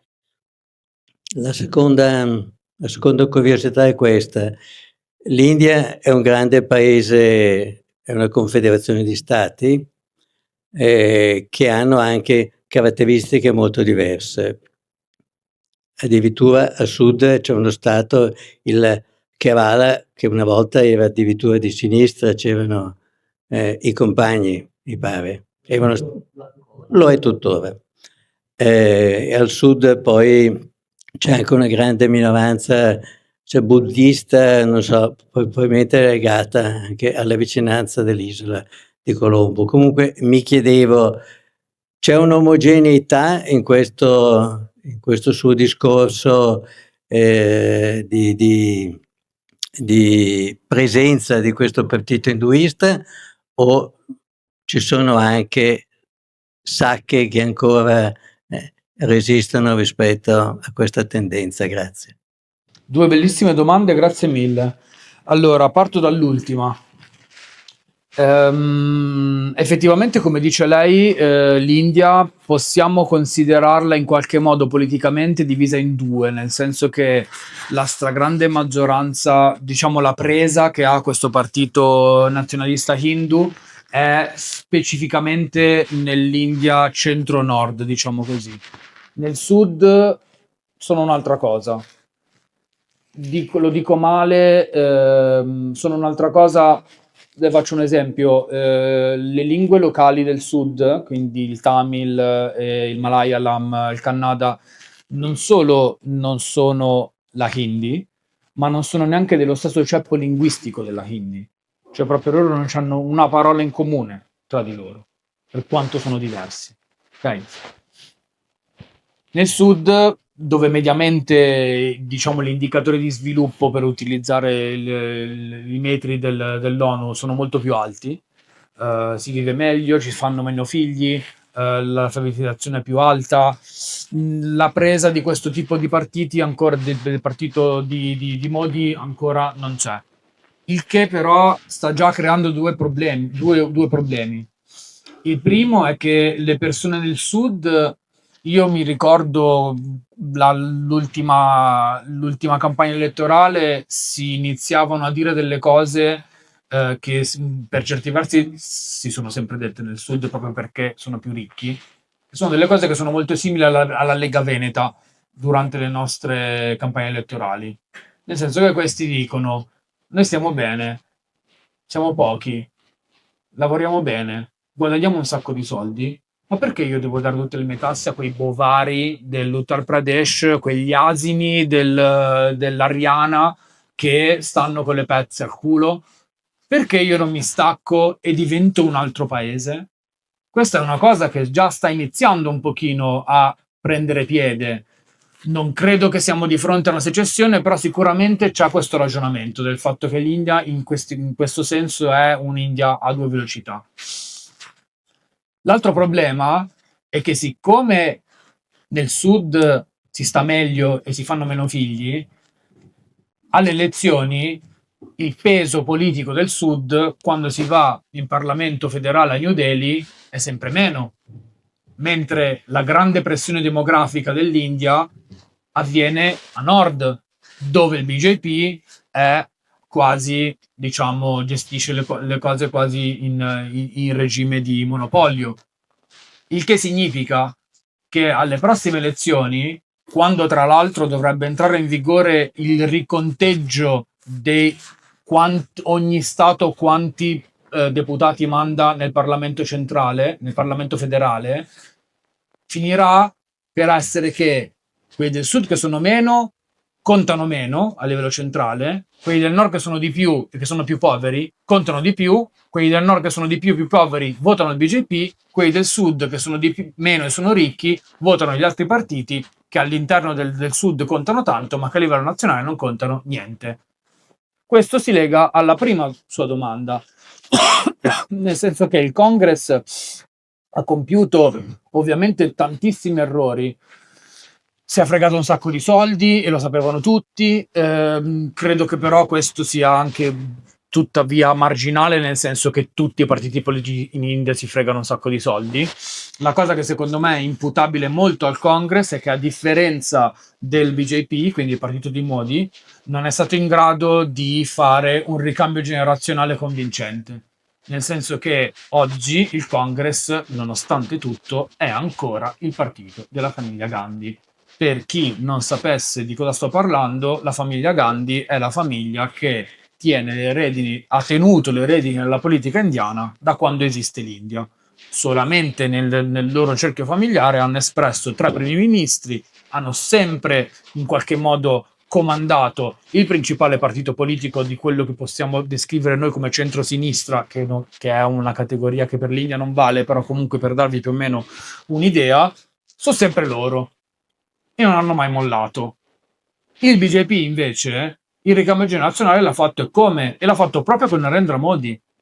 In questo modo si può permettere a Narendra Modi, nonostante siano passati 11 anni, di proporsi all'opinione pubblica dicendo: io sono il nuovo che avanza, io sono uno che è diverso da loro che sono attaccati al potere, che hanno fatto i disastri. Noi siamo un partito nuovo che vuole fare una cosa nuova, e questo ovviamente ha un grande appeal, soprattutto in un paese molto giovane dove c'è un pochino di voglia di novità.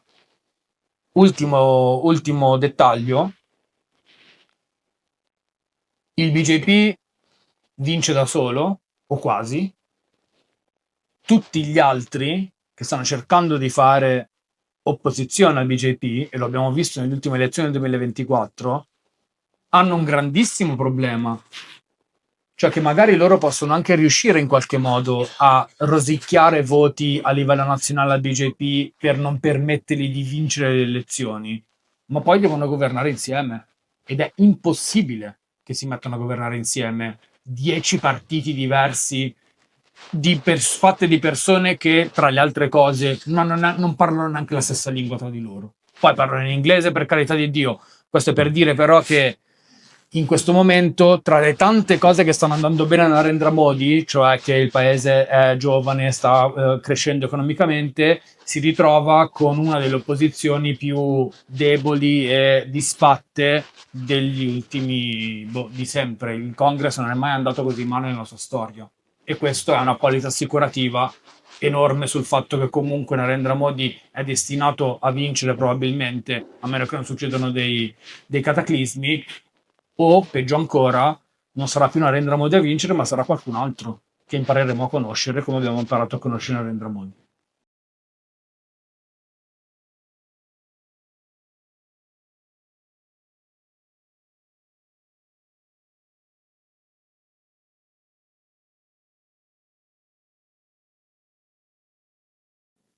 Mi chiedevo, il rapporto del Hindu così muscolare con le donne in India. La letteratura ci ha abituato a vedere le madri, le donne in casa molto potenti, che controllano anche molto la vita dei figli, la loro situazione, che scelgono le mogli dei figli, eccetera.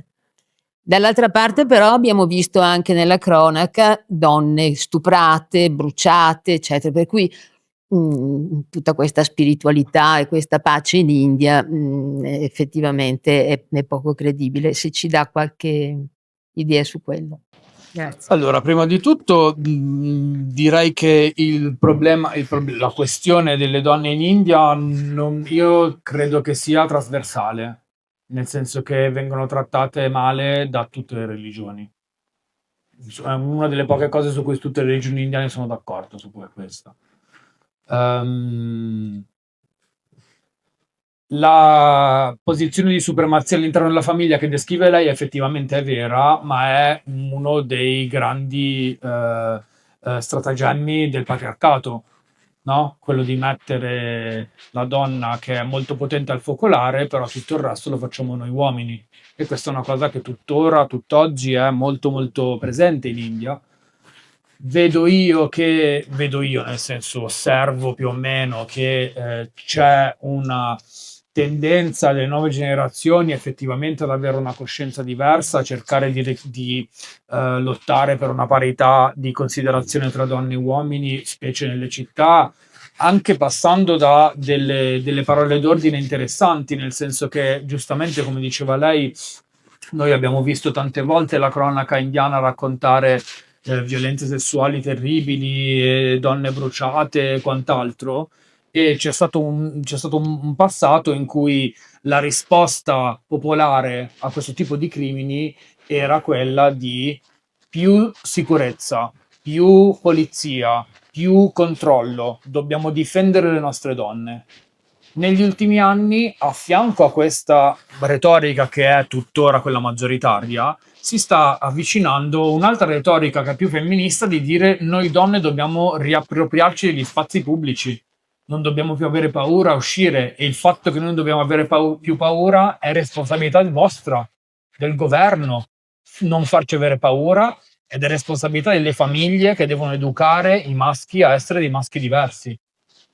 Non sto dicendo niente di nuovo, sono cose che sentiamo anche noi qui in Italia, esattamente. Quindi questo è un meccanismo, diciamo, un processo che è in corso. Le faccio un unico appunto che secondo me è interessante, non su quello che ha detto, ma è un'aggiunta. Tra le tante cose che si dice dell'India, in modo estremamente superficiale, si dice che l'India è stato uno dei paesi che ha per prima volta avuto una prima ministra donna, Indira Gandhi, il che, detta così, dovrebbe in qualche modo descrivere un'idea della donna e una posizione della donna all'interno della società indiana migliore che altrove. Ho sentito addirittura una persona una volta in una presentazione che mi ha detto ma l'India ci ha avuto Indira Gandhi e noi per avere la prima ministra abbiamo dovuto aspettare Giorgia Meloni. Ok? Potevamo aspettare ancora di più, però il mio concetto è che le donne in posizioni di potere non lo sono perché in quanto donne, ma lo sono perché appartenenti a posizioni di potere.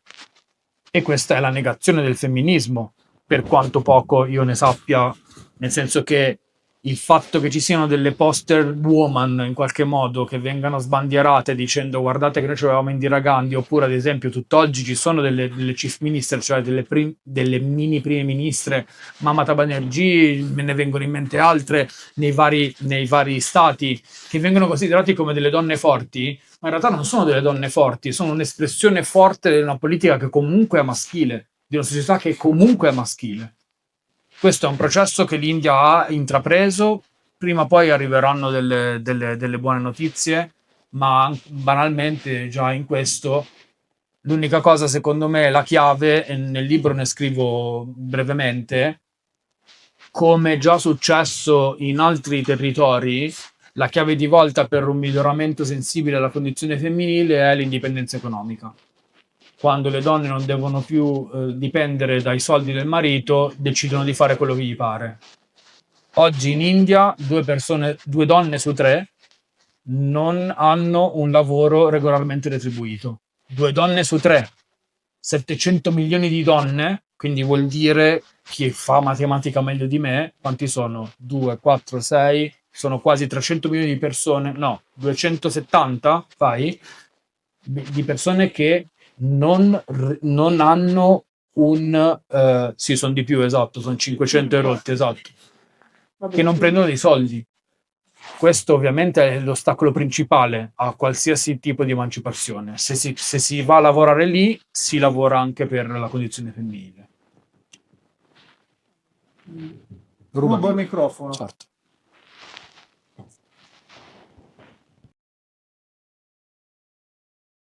La cosa che mi ha colpito di più, Matteo, in tutto quello che ci hai regalato questa sera, in questo racconto così ampio e generoso, è quanto sia globale l'India che hai raccontato, cioè un paese che ha sicuramente delle sue specificità molto forti, che vengono dalla sua storia, dalla sua, chiamiamolo religione con le virgolette, dalla sua cultura, però allo stesso tempo ci hai raccontato delle dinamiche dalle questioni politiche, economiche, relazioni internazionali, dinamiche del mondo del lavoro, dinamiche di genere, che possiamo anche un po' mettere in conversazione con quello che accade in Europa o in altre parti del mondo. E questo credo che sia forse personalmente il lato che più mi ha colpito e che forse ci aiuta anche ad andare al di là di quelle idee che vedono il mondo un po' tutto a pezzi, per cui c'è un pianeta da una parte, un pianeta dall'altro. Quindi in conclusione io ti ringrazio davvero tantissimo per tutti questi spunti che ci hai dato. Descrivere un paese di 1,5 miliardi di abitanti con una storia plurimillenaria in poco più di un'ora è insomma molto arduo, ma penso che ci hai dato tanti elementi di riflessione, di conoscenza. Per chi vuole c'è il libro che tu non lo sai, ma se vuoi puoi anche firmare. Mi rimangono 2 cose. La prima è un ringraziamento veramente molto molto sentito a voi che eravate presenti, al comune di Curno, sindaco, all'assessora, e al circolo ACLI di Curno. Grazie per essere stati qui. Come dicevamo all'inizio, è bello essere diffusi sul territorio ed è bello trovare nuovi spazi e parlare con le realtà, perché chiudersi nei soliti posti serve e costruisce poco, e invece riuscire ad essere presenti per noi è tanto importante. Quindi grazie a tutte e tutti coloro che ci hanno permesso di essere qui stasera. Grazie davvero a te, Matteo. L'ultima cosa, applauso.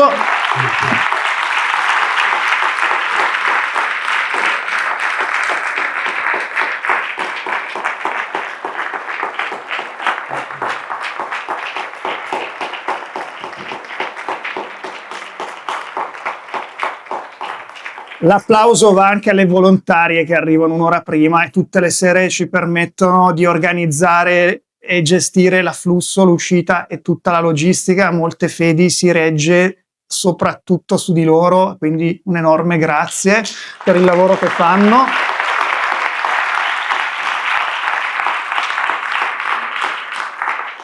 Un applauso, già che ci siamo, anche a Clara che fa le fotografie.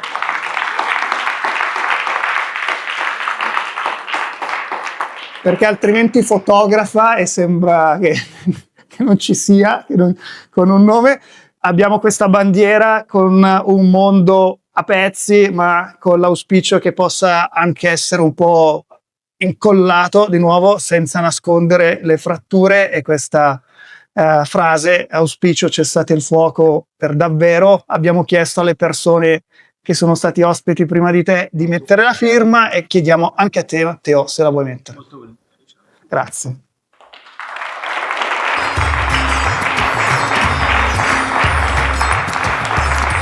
Lasciamo la foto opportunity. Vai. Grazie di nuovo a tutte e a tutti, buonanotte.